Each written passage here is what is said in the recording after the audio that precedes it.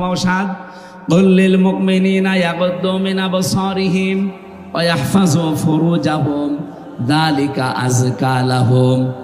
আল্লাহ পাক বলেন, নবী আপনি মুমিন পুরুষদেরকে বলেন তারা যদি পর নারী দেখে সঙ্গে সঙ্গে যেন চোখ নিচের দিকে করে।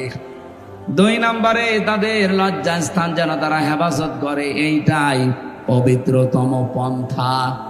সুতরাং পবিত্র হওয়ার জন্যে কোরআনের এই ঔষধ ছাড়া পৃথিবীর কোন ঔষধ দিয়ে আপনার চরিত্র সংশোধন করতে পারবেন? বলেন বলেন না। হ্যাঁ ঠিক আছে, অনেকক্ষণ আছেন তো, আলহামদুলিল্লাহ যান। সুবহানাল্লাহ আলহামদুলিল্লাহ। এখানে আসরের আজান হয় কয়টায়?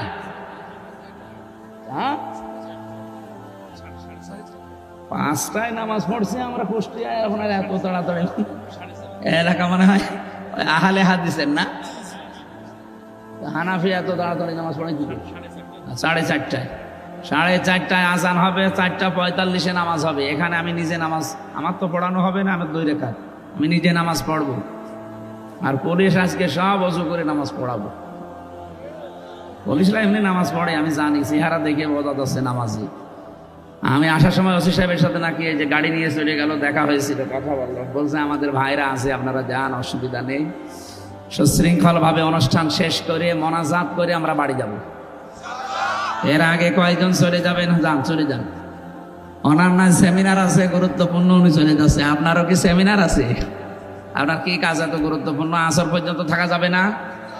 এই আয়াতের মূল শিক্ষাগুলো আমি 7টা বের করেছি, আমরা আজকে এখান থেকে বের করে বাড়ি নিয়ে যাব। থাকবেন তো ইনশাআল্লাহ? প্রথমে যেটা বলছিলাম, আপনি মেয়ে লোকের দিকে তাকাতেই পারবেন না। না, বিষয়টা এমন না, তাকাতে পারবেন, কিন্তু 14 জন মেয়ে লোকের দিকে। কয়জন?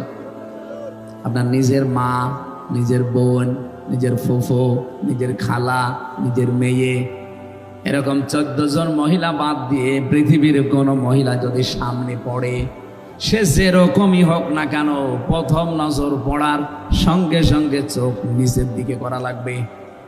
এই ঔষধ কার? আরো জোরে বলেন। এটা যারা যারা সত্যি মেনে চলতে পারতাম, পুলিশের কাছে এত মামলা দেওয়া লাগতো না। আপনি থানাতে যান, যে দেখেন অধিকাংশ মামলা মেয়েলি হয়, মেয়ে লোক নিয়ে, নাই জমি জায়গা নিয়ে। এই 2টা ছাড়া মামলা আছে ওনাদের কাছে, সব এই 2টা।